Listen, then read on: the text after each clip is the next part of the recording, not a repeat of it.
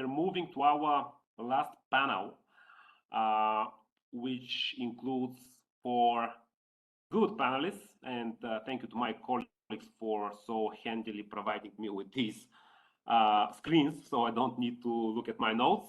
So we have 4 persons: Professor Boxall, Dr. Ronquillo, Dr. Al-Haideri, and Dr. Canga. This is the last time I call you doctors, and then I'll switch to your small names, ladies and gentlemen. And we will make now, for the next 1 hour, a pivot back to antibiotics, the core topic of our event today. Our logic was that after we covered in our introductory panel the topics of antimicrobial resistance, what it means from medical, social, urban development perspective, and then we moved into treatment.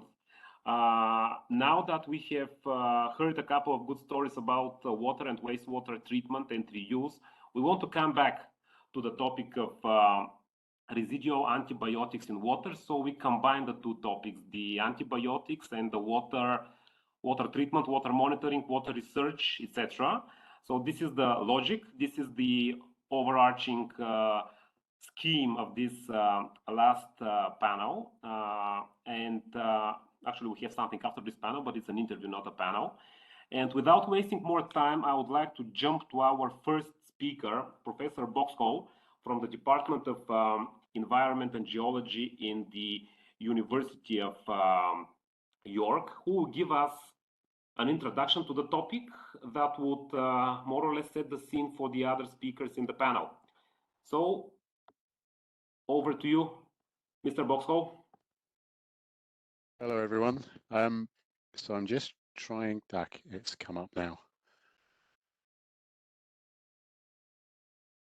Yeah, it's coming. Good. Wonderful. Here we go. Great. So, hello, everyone. It's great to be with you today. Unfortunately, I wasn't able to join the earlier sessions due to other commitments, but so there may be a bit of repetition. But what I'm going to talk about in the next 15 to 20 minutes is just trying to sort of outline the global problem of antimicrobial pollution. So I'll be talking very much about antibiotics and water, and not really about antimicrobial resistance in particular in the genes. So I think, as you've probably heard earlier today, antibiotic use is widespread. But I think when we take antibiotics, we don't really think about what happens to them once they've done their job in our body. So what I've got in this slide is just quite a simple back of the envelope calculation where we've pulled together information on the amounts of different antibiotic classes used, how much we metabolize, and how much is removed in sort of treatment processes and in manure treatment.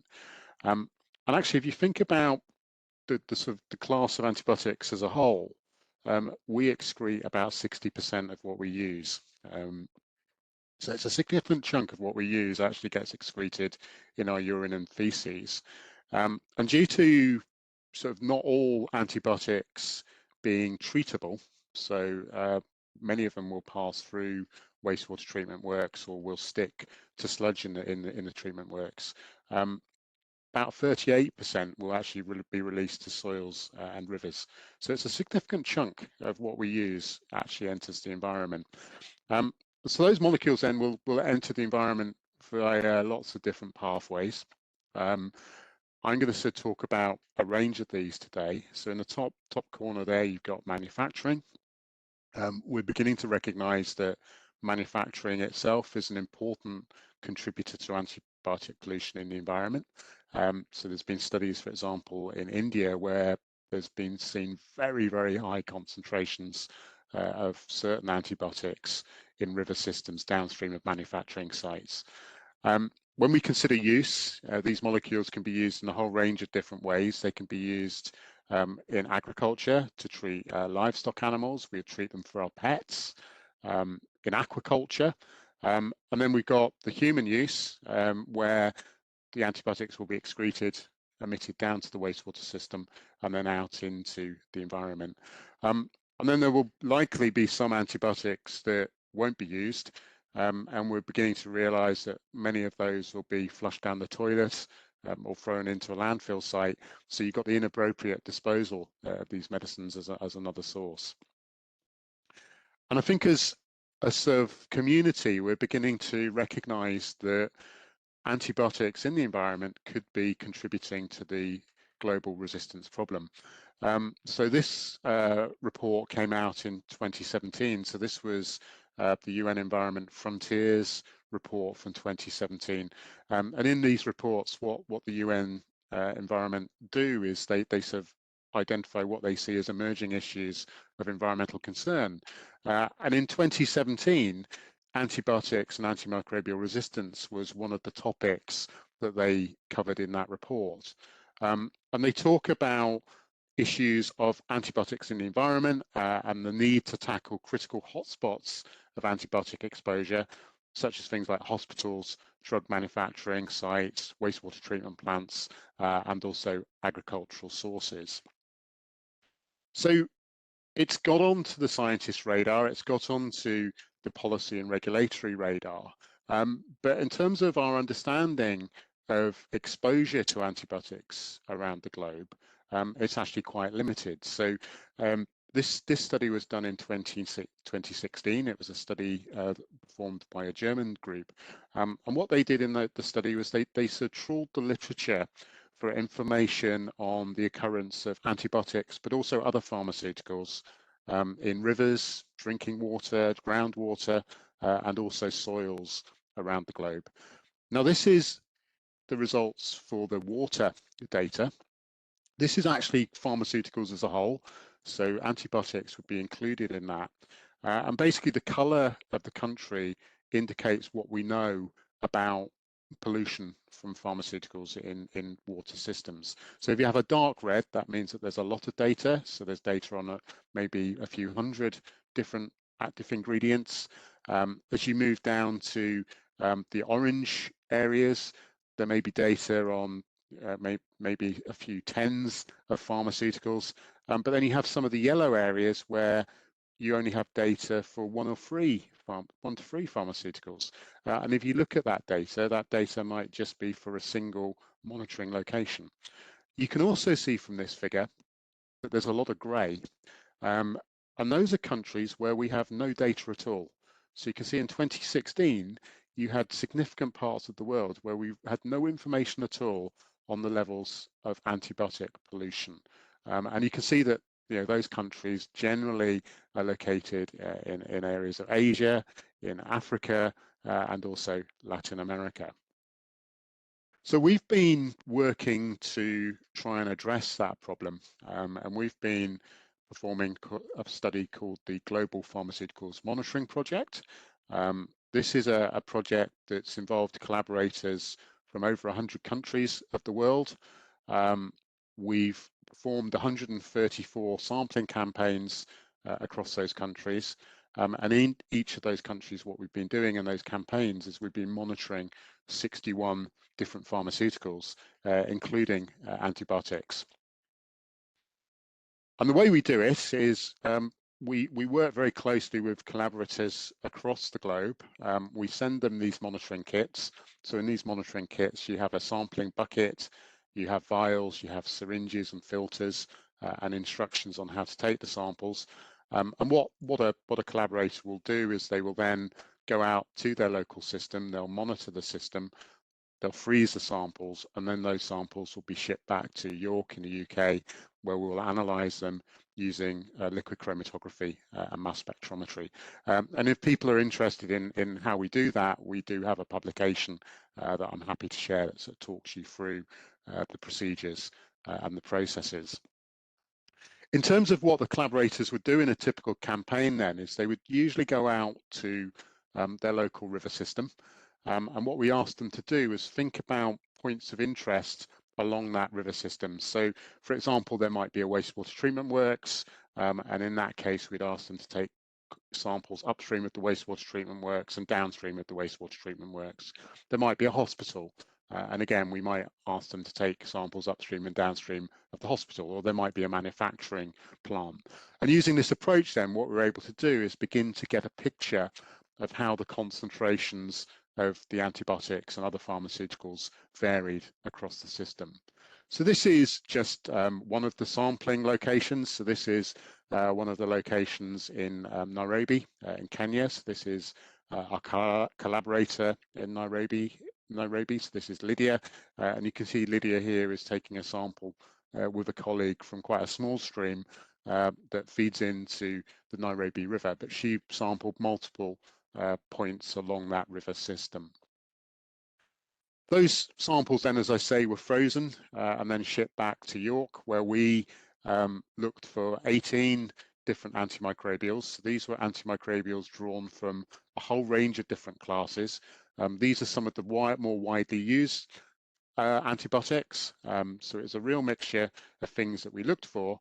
And what I'm going to do in the next few slides is just to give you a feel for the types of data that we generated. So in total, we produced information on, I think it was over 100,000 data points. Not all of that was for antimicrobials. As I say, it included other pharmaceuticals. So there's a lot of data that's been generated and a lot of information on the scale of the problem globally.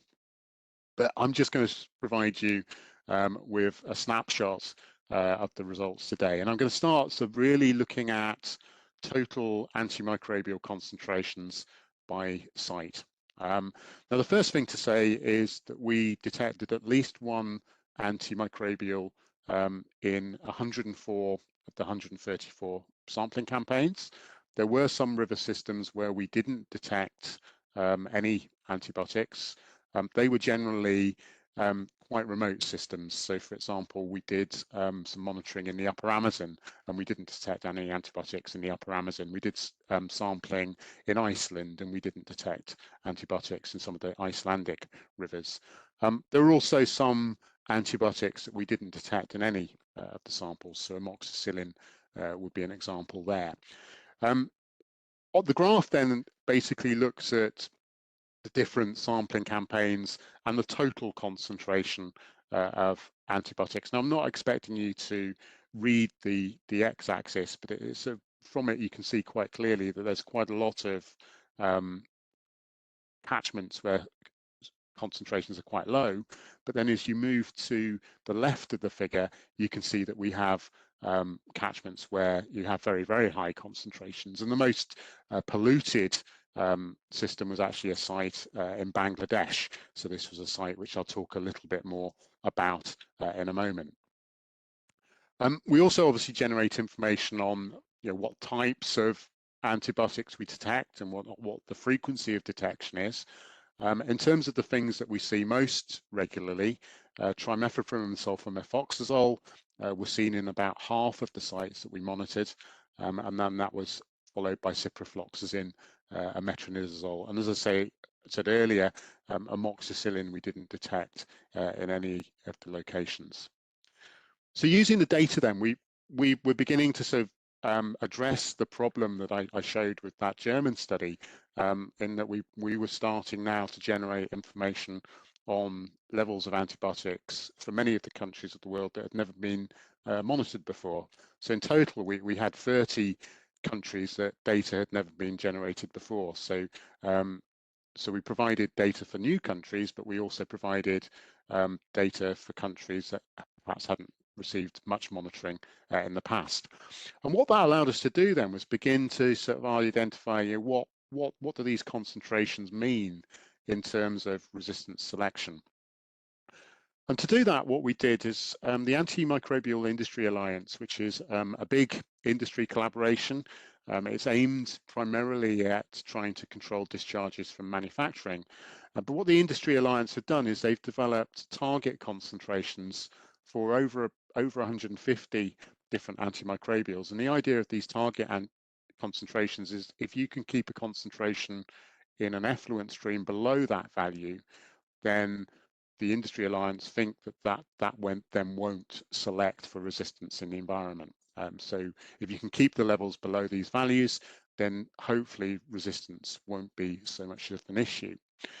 So what we did with our monitoring data is we took those numbers and we compared the concentrations that we saw in our different catchments with those safe target concentrations. And we found actually 17% of the locations that were monitored, so this is about 180 locations of our 1,050 locations that we monitored, actually contained at least one antibiotic at concentrations above those safe levels. The map there shows the proportion of sites by country that exceeded the safe levels.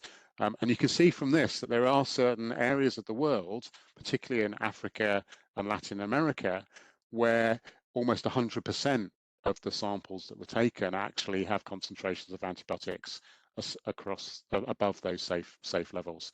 And then at the bottom there, you've got an indication of the antibiotics that were driving the risk. This slide just illustrates some of the hotspots of risk. So from the previous map, you saw that there were sort of particular countries where we were seeing very high concentrations of antibiotics, and that those concentrations were above the safe values. In terms of the sites, the most risky was the site in Bangladesh that I mentioned earlier. So that had concentrations of metronidazole about 300 times greater than the safe value. And then you can see that we have a second site in Ghana, another site in Bangladesh, Kenya's beginning to appear, a couple of sites in Pakistan, and finally at the bottom there, a site in Nigeria. So those were the top 10 most polluted sites in terms of antibiotic risk. Now, in terms of the monitoring, when the monitoring teams went out to their sites, we asked them to produce data on the backgrounds of the site. So we asked them to provide notes on the characteristics of the site. What that allowed us to do then was begin to sort of develop an idea of what was driving these high concentrations. And you can see a word cloud there, just illustrating some of the terminology that was associated with some of the most polluted sites. You can see things like hospital appearing, waste, sewage, industrial, manufacturing, agricultural. There are also other characteristics. So some of the most polluted sites were sites where we have political instability. So there were some sites in Israel and Palestine, for example, which were very heavily polluted with antibiotics. Very dense populations, such as places like Delhi, Hong Kong. Places with inadequate water and waste management. So places like Nairobi, Tunis, Lagos, Lahore. And then issues of dry climate. So some of the systems like Las Vegas, Madrid, Denver, and Tunis were systems where you have quite low flow and therefore low dilution of effluents going into those systems. What I'm going to do in the next few slides is just give you a few pictures just to sort of show you some of the most risky sites. As I say, this was the site that was most contaminated with pharmaceuticals, and we concluded was probably the site that had the highest risk of resistance selection. So this was a site in Bangladesh. It had concentrations of metronidazole 300 times higher than the safe concentration. You can see the sampling being done there, but you can also see some buildings in the background. And just behind those buildings, when you go to Google Earth and have a look at Google Earth, you find that there's a manufacturing area, a generic pharmaceutical manufacturing company. And we think probably these high concentrations are being driven by discharges of the metronidazole by that company at the time of sampling.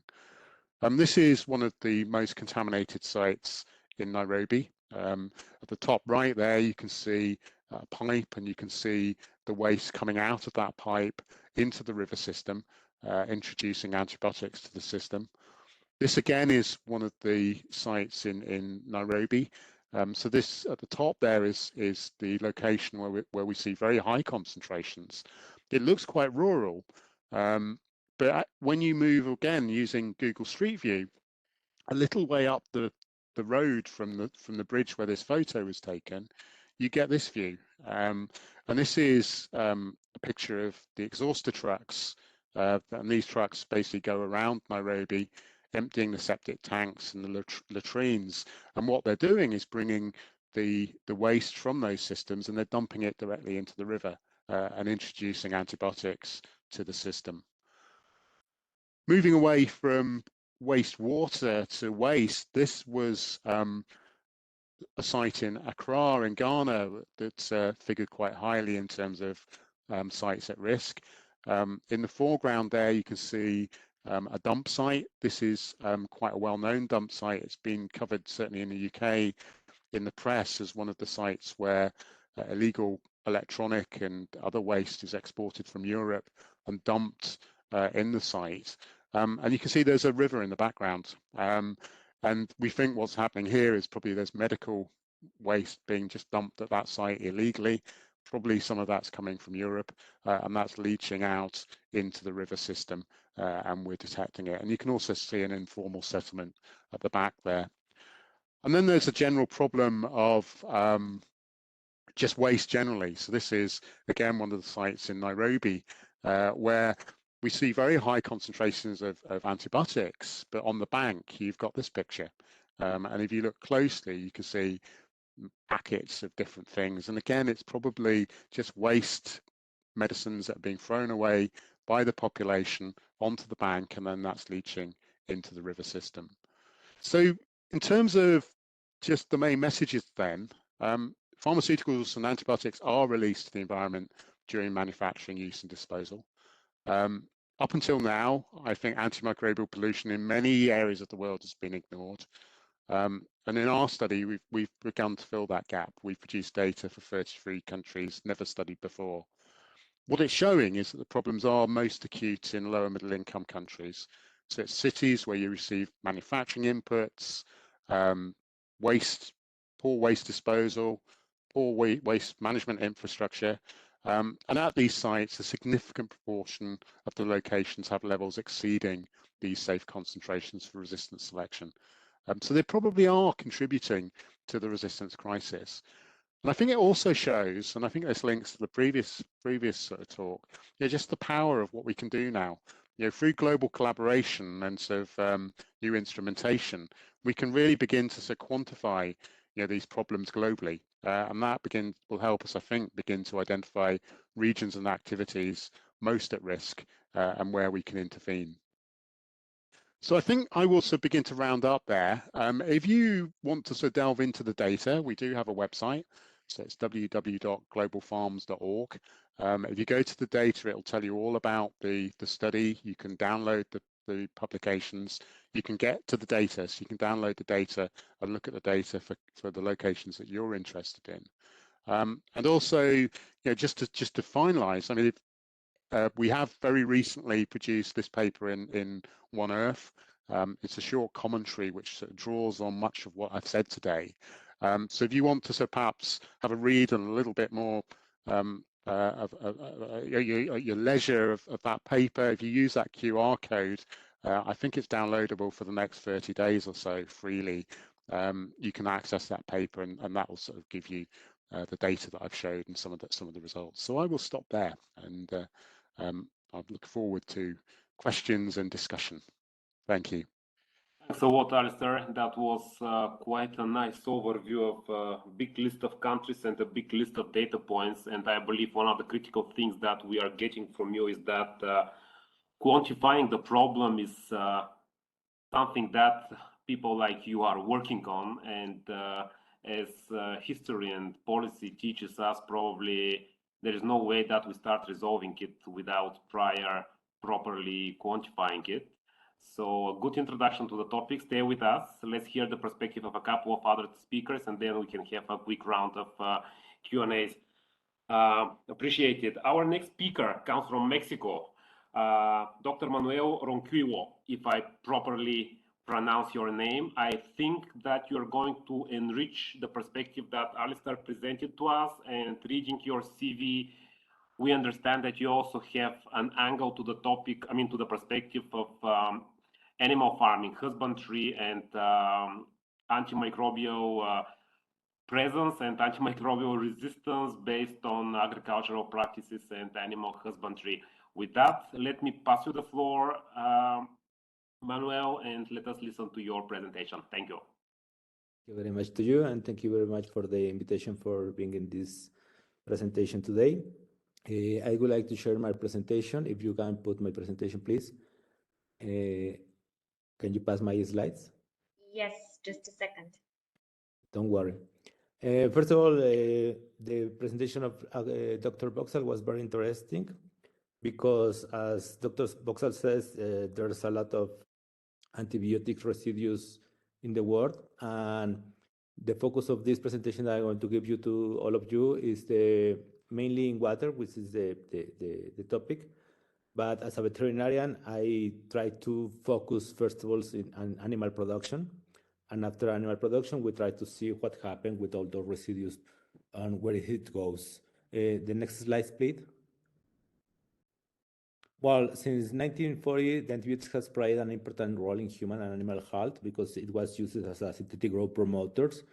And it was used basically in many animal production systems for increased animal fattening and growing. And the problem is that nobody saw what happened with all those residues and where it goes to the environment. And we noticed that the discharge of wastewater is the major route of antibiotic residues to enter into the aquatic environment. And as a consequence, a fraction of these compounds ends to the sea, which is the main receptor of the reserve pollutants. And we need to check what happened in all those places. Additionally, antibiotics are introduced in aquaculture for feed and water immersion, also because we make, basically actually we made for proxylasis. But a few years ago, as Dr. Boxall says, in 1917 starts the regulation for the use of antibiotics in animal production. But before 1970, people use in many countries antibiotics routinely in animal production also. Next presentation. At the beginning, I start thinking what happened when we start with the animal production and where it goes, all those antibiotics where we use. And we noticed that mainly goes to the soil and other one goes to the water. And we start to thinking what happened because when we feed animals, we found a lot of animal residues in eggs, beef, pork, fish, you know? And we started to think what happened with all those antibiotics, where it goes. And we noticed that many pollutants start or lives into the soil and it lives into the water. And then we decide to make meta-analysis research around the world in order to find the concentrations or the amounts of principal antibiotics found around the world of all those residues. Next slide, please. Then we noticed that the antibiotics is estimated to increase, unfortunately, by 60% in the 2020.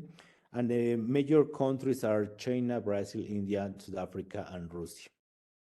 Therefore, we decide to see not only in those countries, we try to looking for what happened around the world with all those residues or all those antibiotics in the world. And in this topic will be in water, but we're noticing that there's a lot of antibiotic residues in animal production system and that we eat besides and in soil.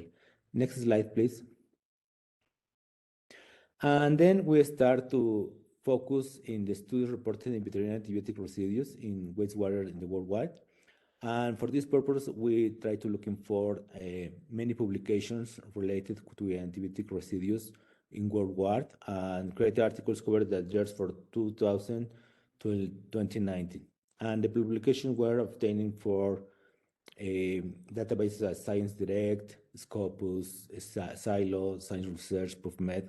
And we try to make a database in order to analyze all those data and see what happens around the world. Next slide, please.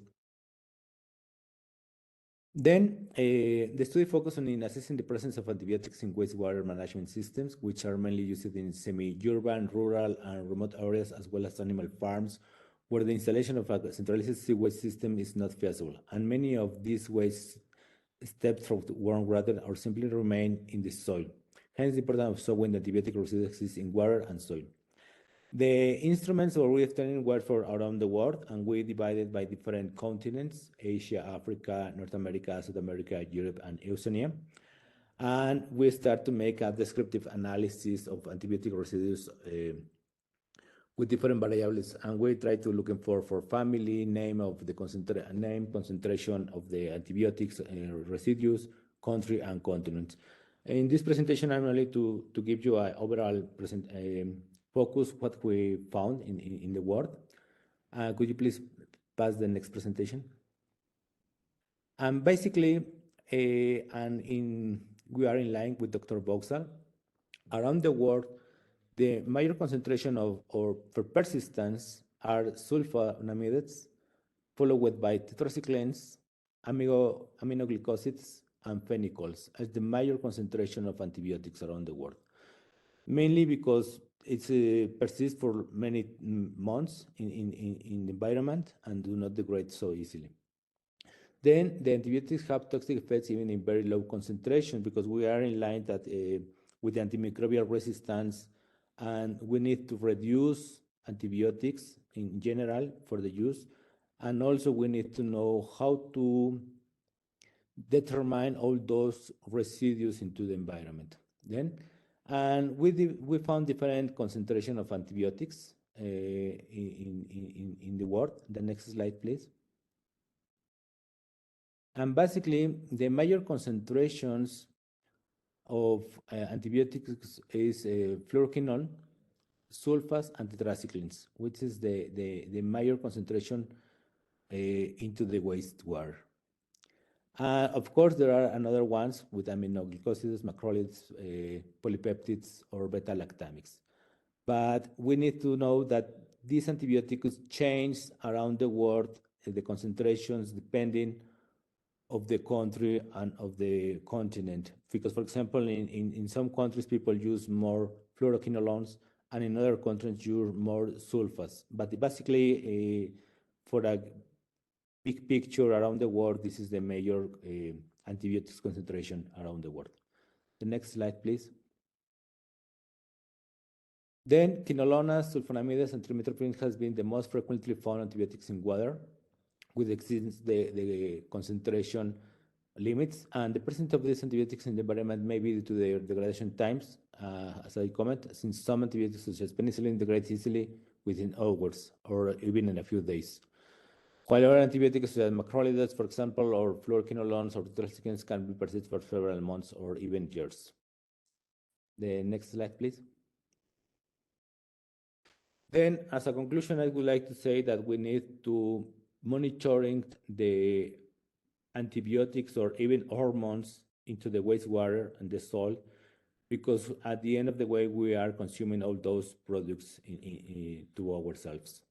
Thank you very much for your time, and if you have any question, we can answer it. Thanks a lot, Manuel. Thanks for being with us, and thanks for adding a different perspective to the topics. I think it was interesting and useful that towards the end of your presentation, you also covered briefly the topic about degradation. Earlier today, we had degradation of antibiotics. Earlier today, we had a couple of thoughts of some of the speakers about how important this is as an issue, as an aspect to the whole thing.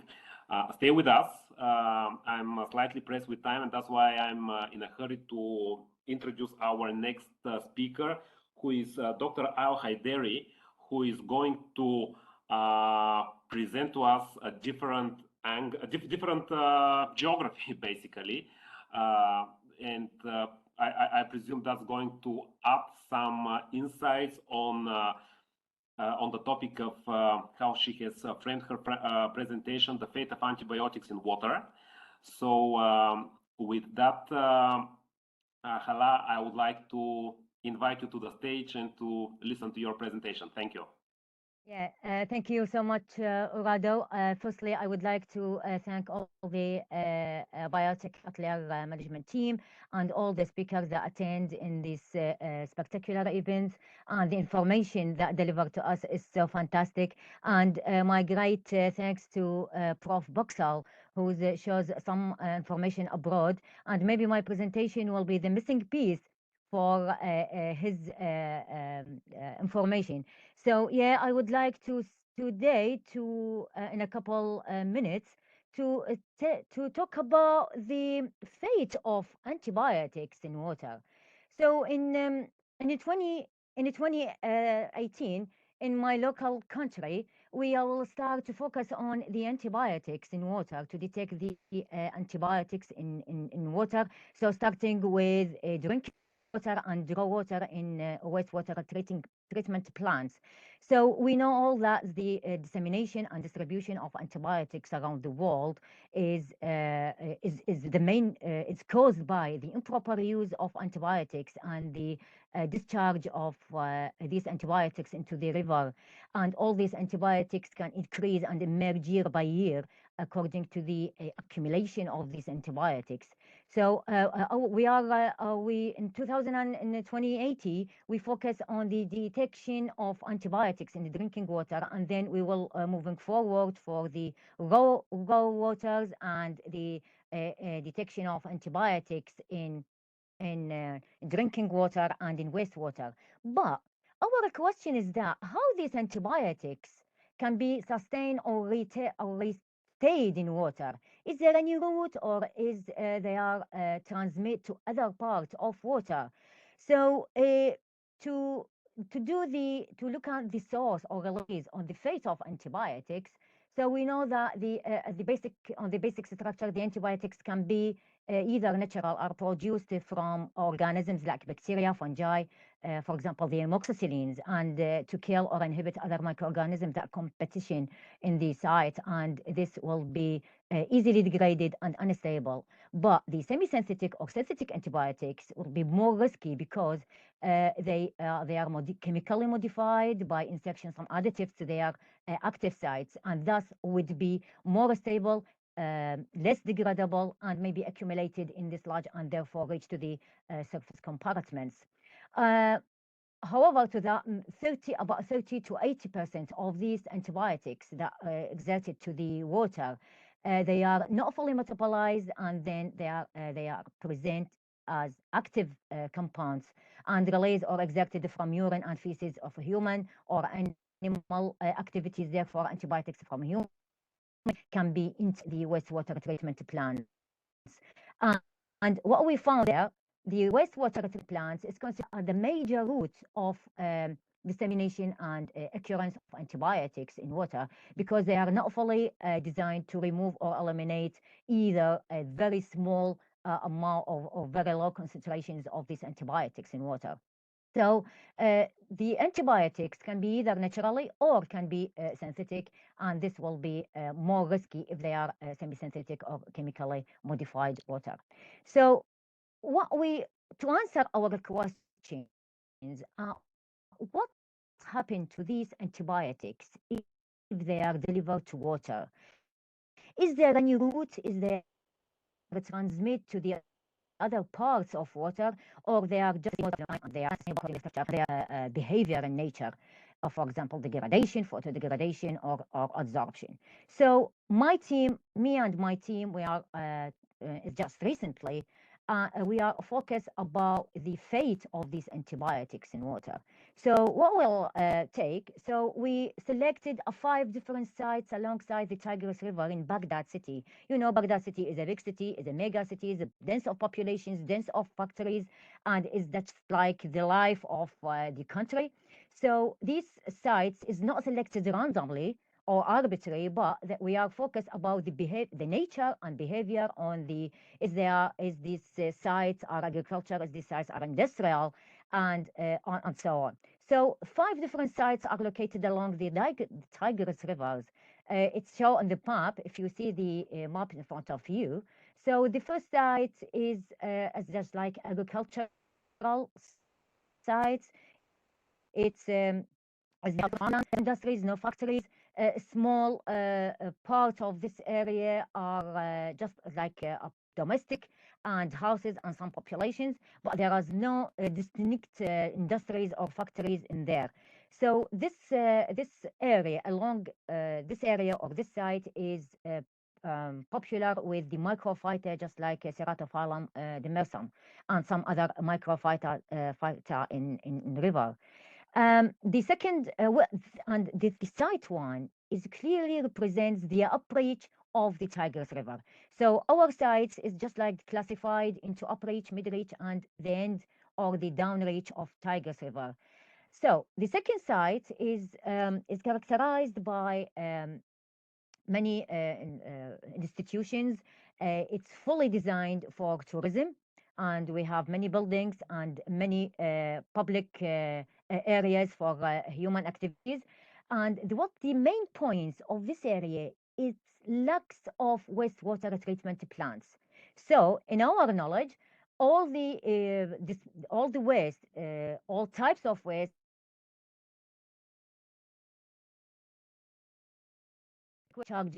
discharged directly to the stream of this river close to this area. And this area is represent the mid-reach of the river of Tigris rivers. The third site is highly contaminated with organic pollution. It's highly contaminated with organic materials, inorganic materials, and also with antibiotics, because we just call this site is like a medical city. We have a big hospitals that clearly through all their waste directly to the water. And what the kinds of that, because there is no control, there is no abuse regime to control how to discharge this waste directly to the environment. So we are expected to be highly contaminated. We are expected to find out the most or the major proportion of these antibiotics were in the site 3. Also, the site 3 it represents the mid-reach area of Tigris River. The fourth site, which is clearly designed, or it's characterized by many farmlands and many institutions, many offices, and we have the university the campus university where we are working in, and there is no specific treatment plans for the waste of these buildings and offices and etc. And also the mid-reach of this sites is represent the mid-reach of along Tigris River. The final sites, which represents the downstream of Tigris River, it is located in the southeast of Baghdad as the confluence region of Tigris River and Yala rivers. It is characterized by a dense population and many essential factories and industries, just like electrical industries or food industries, petrochemical industries, and etc. And this sites, it's particularly it's not going to be studied for a long time.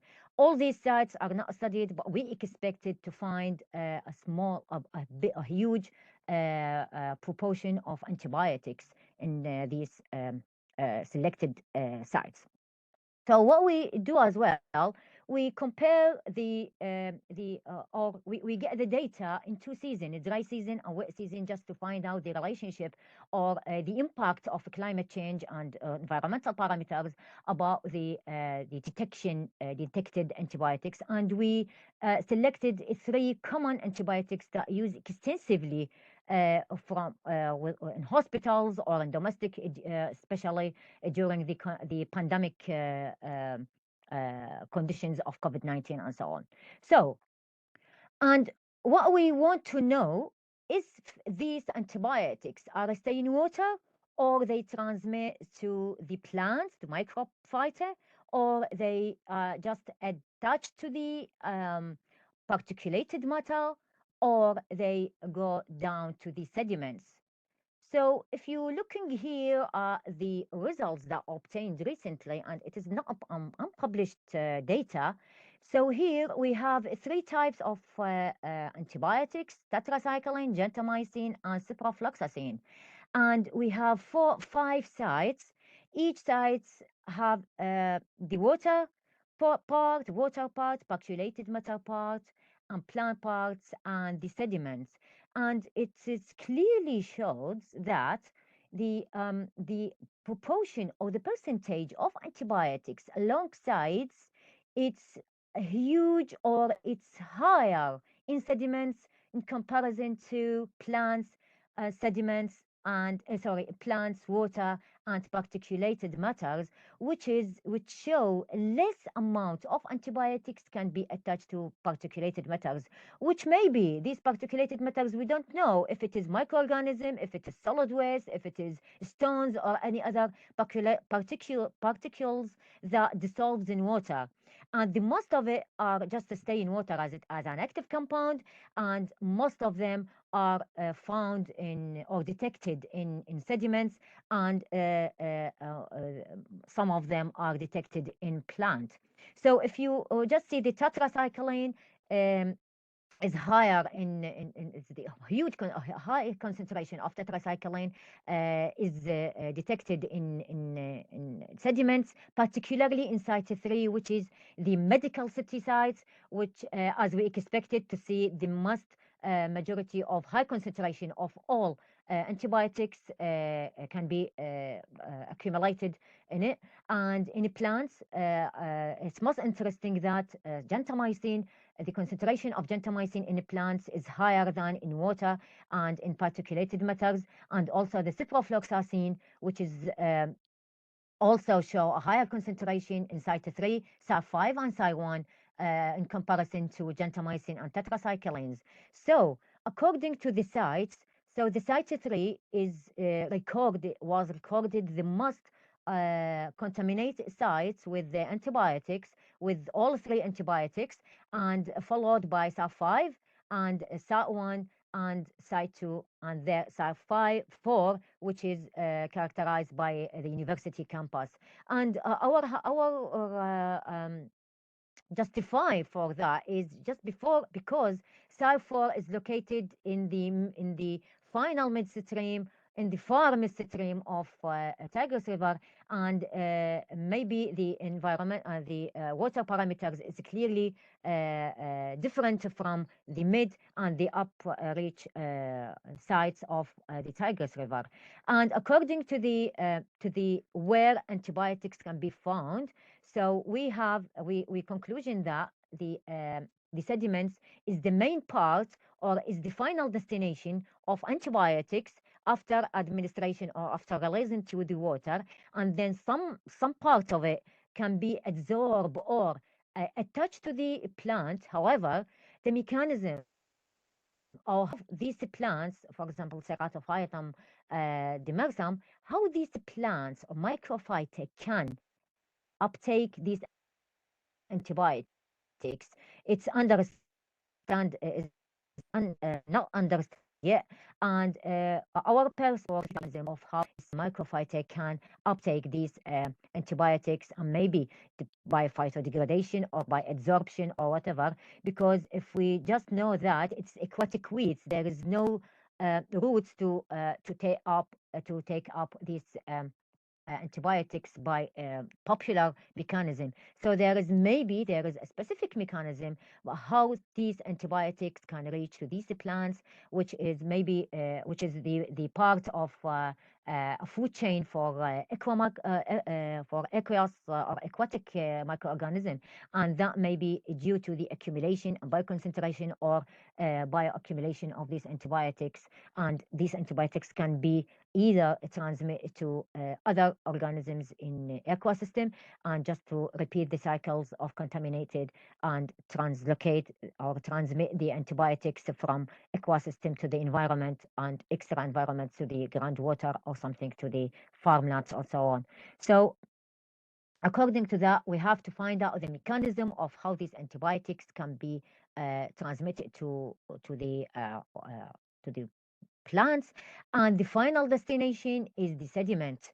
The sediments may be maybe another area or another environment to have a look on it, and to get a concern about the major risk for huge concentration of antibiotics can be presented in sediments. But the in terms of particulated matters, it is not a huge risk because it's very small or very low concentration of these antibiotics was detected attached to the particulated matters, and most of it are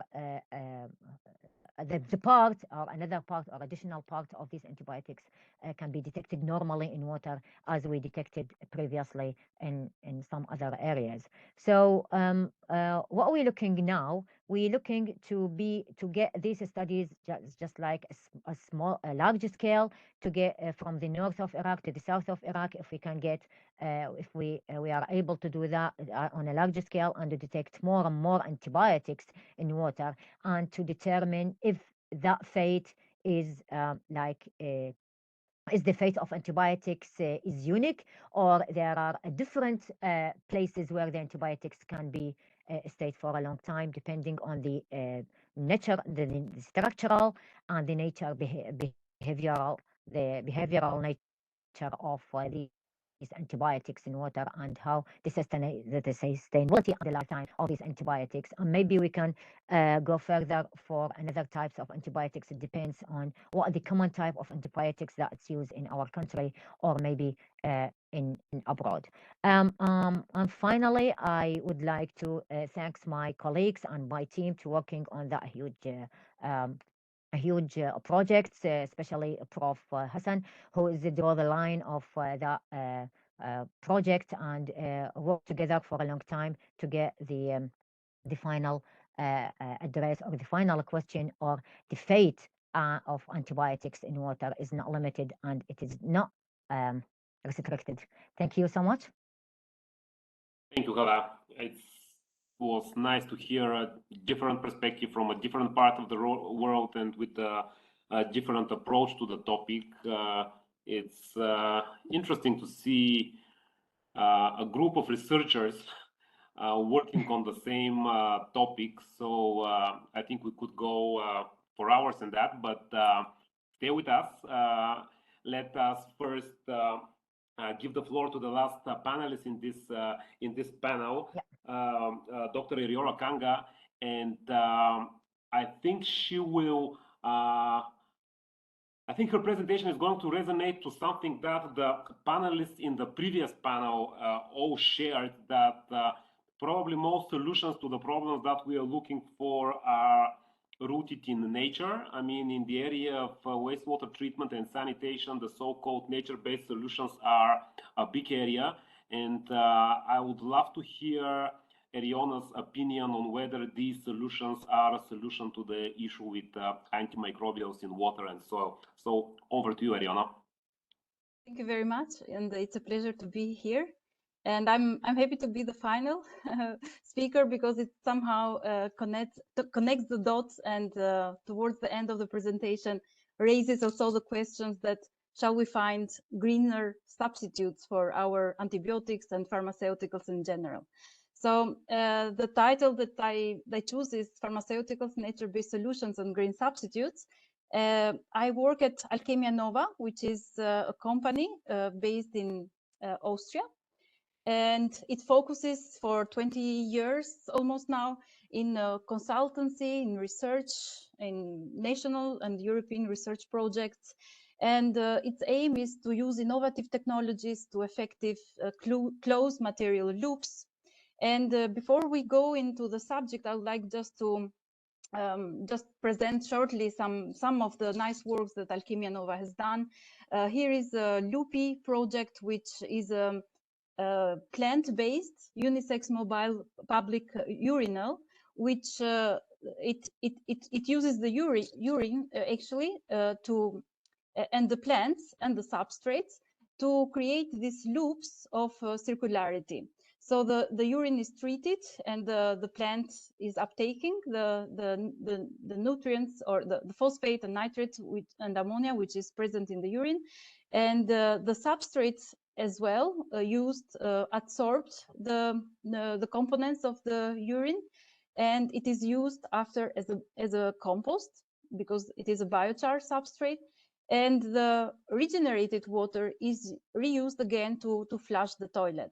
So that has been an innovative project, highly debated in the public at the beginning, but then accepted and recently also rewarded from the City Council of Vienna. Another project which also uses waste as a resource is a Houseful project, is a EU project where we are a partner. And basically what it does is again using the wastewater to produce biogas or to treat the water using vertical filter systems like this vertical wall. And also other elements include insect production, production of compost, aquaponic system, and so on.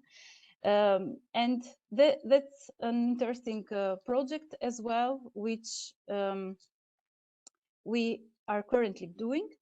And then to pass in another project who has tested pharmaceuticals and endocrine disruptive compounds is this project which used the wastewater from a touristic area in Greece, and the gray water is treated again with a vertical ecosystem. It's a combination of vertical wall with constructed wetland. It's a nature-based solution, and the treated gray water then is reused for other purposes in the community. And if we want to go just a bit on the technical outline, is that the water is passing through the substrate, and the plant uptake and the microbial activity is degrading some compounds or retaining some of the nutrients in case of not phosphate. And in this project, we have investigated together with ICRA, a project partner, the concentration of different micropollutants in the gray water. And then we have seen the removal rate using this nature-based solution. And there has been like seasonal variability, because when we speak about touristic areas, there is variation in tourists in summer and winter, but this variation hasn't been statistically significant, the concentration of the pharmaceuticals and micropollutants treated. And there have been good removal rates, at least for the initial state of the operation of the system. Here we see endocrine disruptors. Again, there is some seasonal variability in the concentration in the water, in the gray water. And on the right side, we see the removal in percentage. Then we pass in the Hydrusa project, where I'll focus a little more. Hydrusa project is another EU project which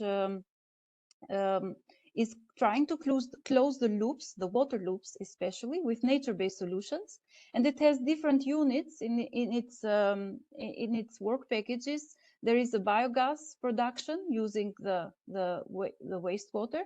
There is constructed wetland plant, and there are again biogas here production, and also desalination unit, which is bottom in the left.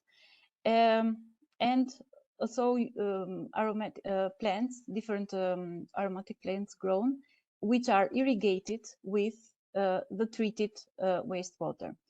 And again here, ICRA has collaborated, is a partner in this project, and has analyzed the different micro pollutants and antibiotics in the wastewater. Here we see the wastewater, and then the water is passing through different systems, which are constructed wetlands, nature-based solutions. And during these different steps, the wastewater is treated somehow. So we can see, for example, the concentration at the beginning in the wastewater of the anti-inflammatory pharmaceuticals, psychiatric drugs, and cardiovascular drugs. And then through the passage of the water into the different systems, the concentrations are decreasing. And there is a significant decrease in the concentration of pharmaceuticals through the wastewater treatment. The final water is used to irrigate plants, as I said before, and also, of course, the water is monitored. The concentration of the pollutants in the water is monitored, as well as in the soil and in the plants. But I would like to connect with Professor Alistair in the beginning. He said, like, pharmaceuticals, 38% will be released to the soil and rivers, and the same is also here. So another task of this Hydrusa project is that we try to maybe raise the issue of finding maybe greener substitutes or green chemistry.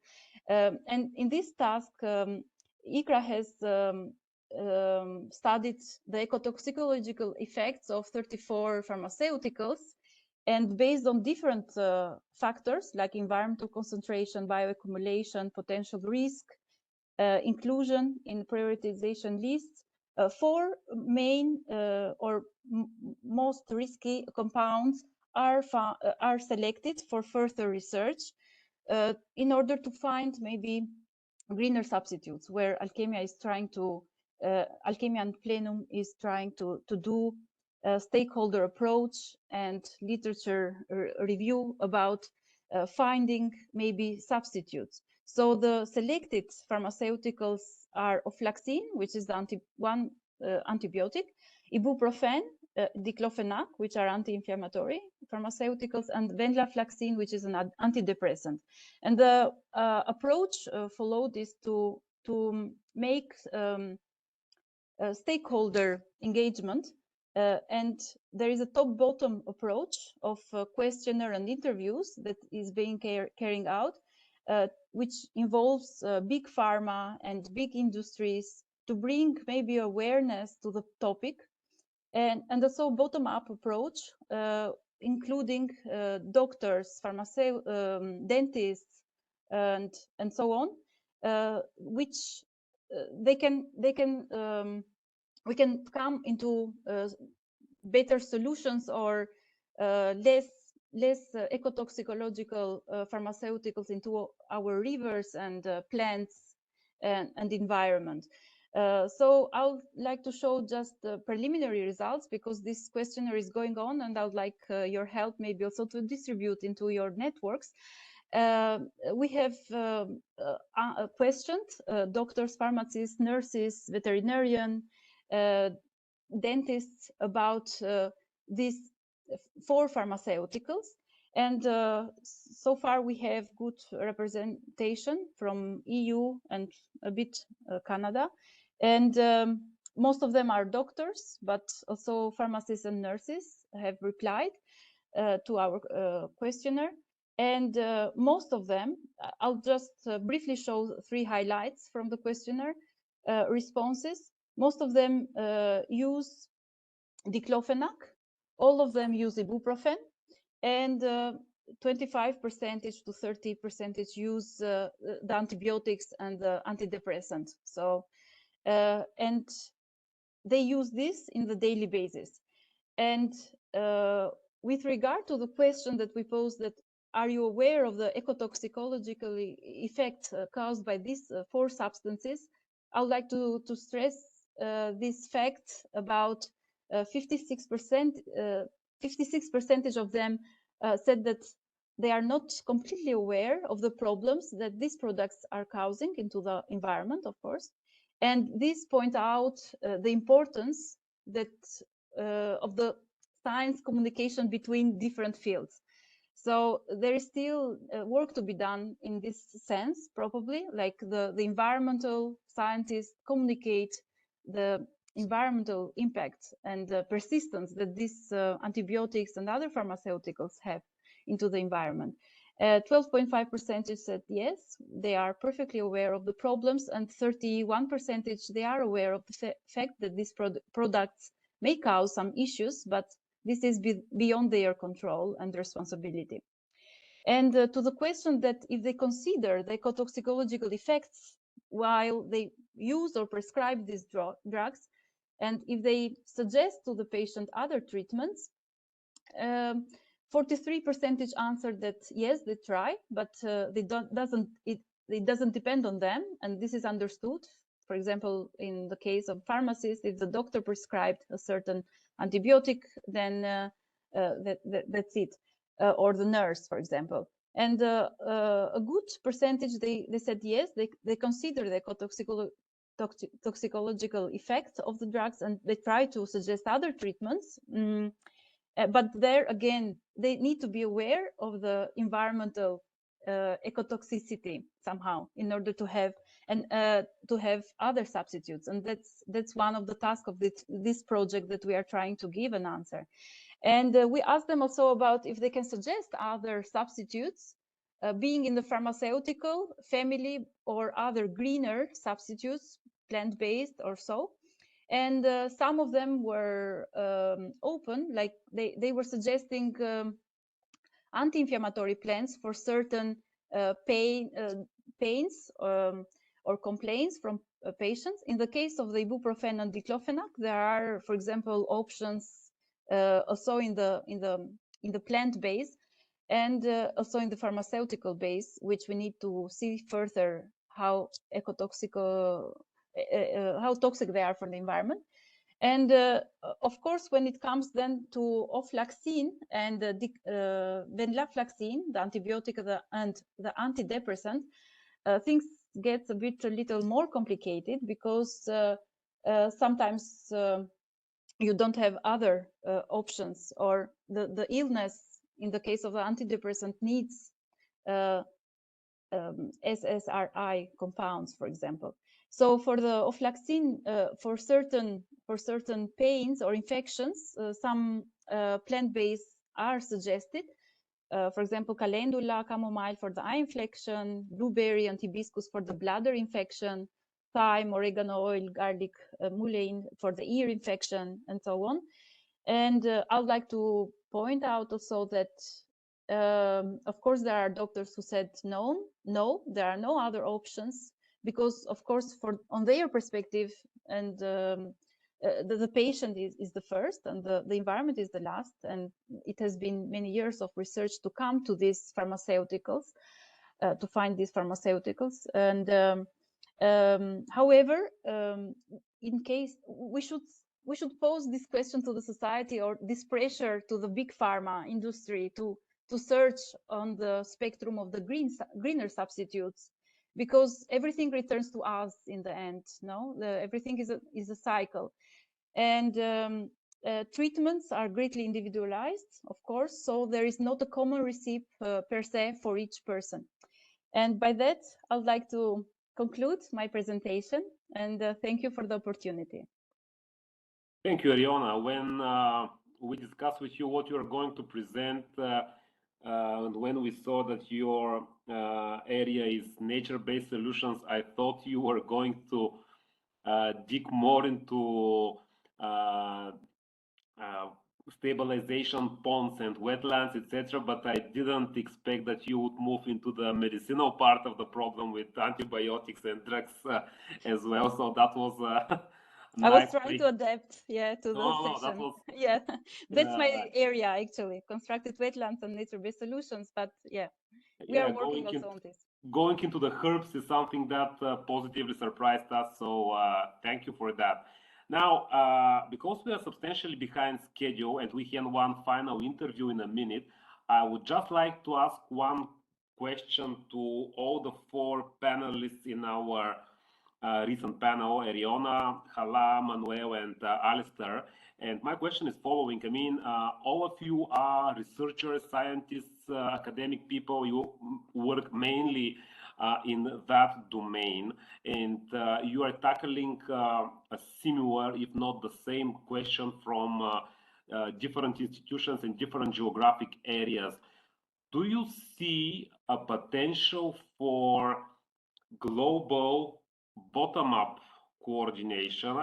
I believe there is something like that happening. I mean, and you are well positioned to answer that. So do you see, I mean, for sure there are different initiatives at the level of UN, World Health Organizations, multi-government initiatives, etc. But because I see you all tackling that from the level of your institutions and actively seeking different perspectives, trying to match or correlate your data to other researchers' data. And luckily these days, there are more and more tools and databases and AI and whatever in this area.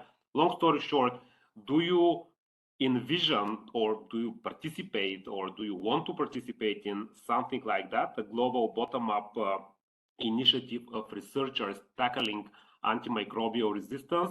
And even further to that, do you see a room for other stakeholders in such an initiative? Let us get short and to the point answers from all of you. We can start with you, Eriona, actually. You are in front of us.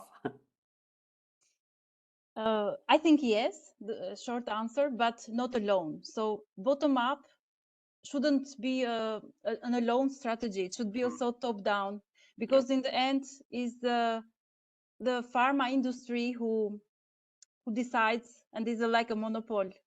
I mean, also depending on the on many years of research that we came into this antibiotic or the other one.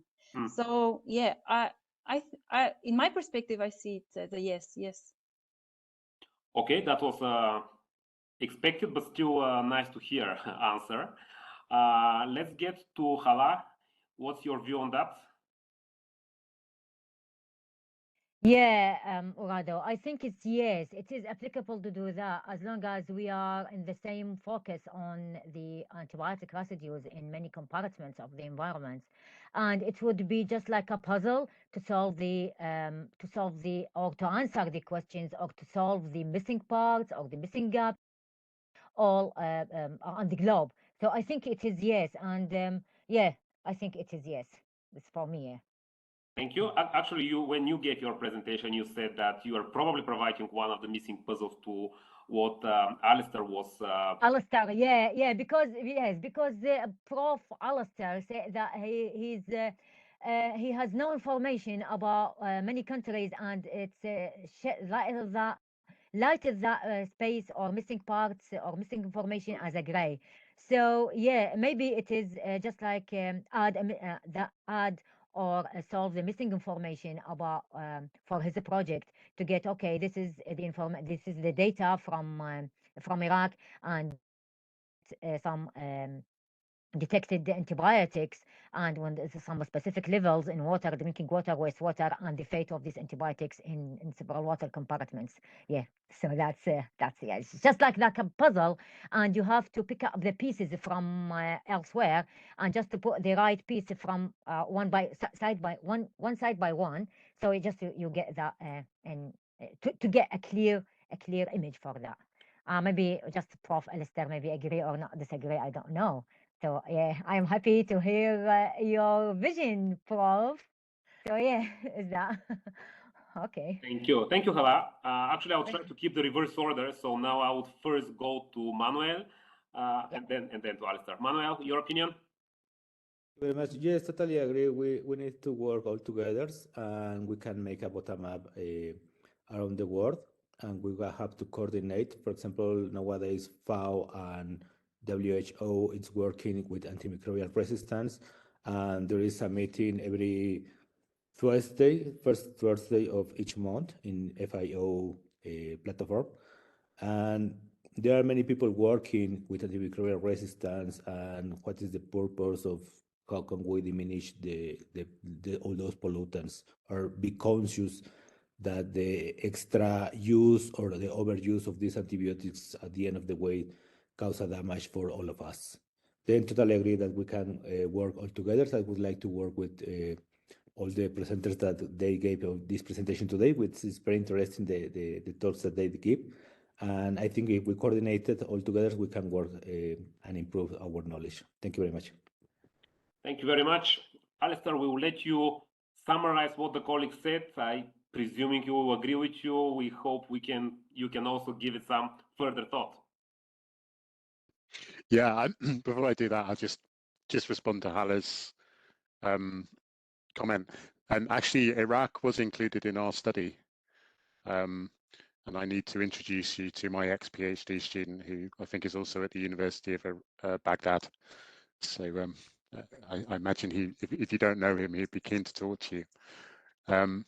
So yes, so I mean, I think I agree with all the other comments. I think one thing we've learned from our global work and also other work we've done is, you know, it's a complex issue.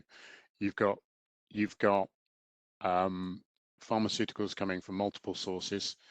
Different pharmaceuticals behave in different ways, and there isn't a solution. There isn't one solution that's going to solve everything. So it needs to be a really integrated approach that includes multiple stakeholders from the industry right down to the user of the antibiotic, including wastewater treatment sort of companies and waste management companies, you know, everyone. I don't think policy and regulation alone will work. I think there's a need for voluntary initiatives, and the Antimicrobial Industry Alliance manufacturing program is quite a good example of that. You know, that's not regulation, that's voluntary. So I think regulation isn't going to necessarily work. I think there needs to be stewardship and voluntary initiatives, and I think approaches need to be tailored to different regions. So what will work in the UK is not going to work in other countries of the world. So I think, you know, there'll be different solutions for different regions. Thank you for that. Thank you for that, Alistair. Actually, you helped me with your response in bridging this panel to our last interview. But before we go there, let me thank all four of you for presenting different and complementary perspective to the topic. It was a pleasure. We are very glad that we are expanding the already large group of people that year after year join the Water and Biotechnologies event, and really appreciate it. Thank you all.